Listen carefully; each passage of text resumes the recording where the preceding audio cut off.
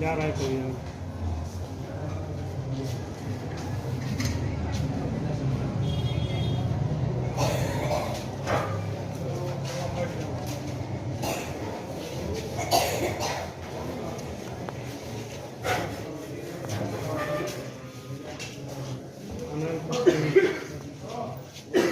खांसी है, कब भी निकल रहा है, कब भी निकल रहा है, दवा का रोक दिया गया है, क्या क्या दवा दिए हैं, ब्लड टेस्ट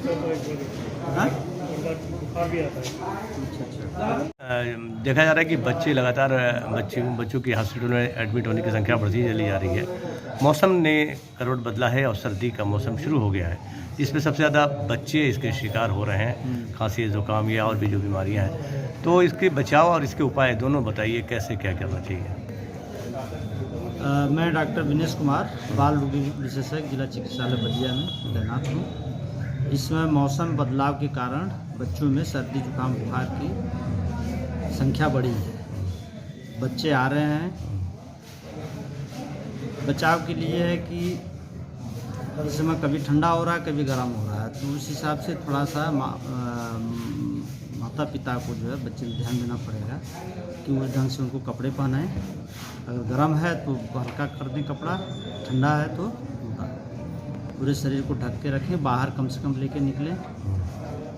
और अगर किसी तरह सर्दी जुकाम बुखार या सांस लेने में कोई दिक्कत हो रही है तो डॉक्टर से सलाह लेकर के, चाहे दवा के रूप में हो चाहे प्रिकॉशन सावधानी के रूप में हो, उसका वो पालन। सर देखा जाता है बच्चों की इम्यूनिटी थोड़ा कमज़ोर होती है, इस वजह से बच्चे जल्दी इन्फेक्टेड हो जाते हैं। चाहे सर्दी जुकाम हो चाहे बुखार हो तो संभावना ज़्यादा रहती है इनको, खासकर छोटे बच्चों को। तो वही खाने पीने में और जो भी अच्छे से अच्छा पालन पोषण, साफ़ सफाई बहुत ज़रूरी है। इस चीज़ पे ध्यान रखें तो बीमारी कम होगी।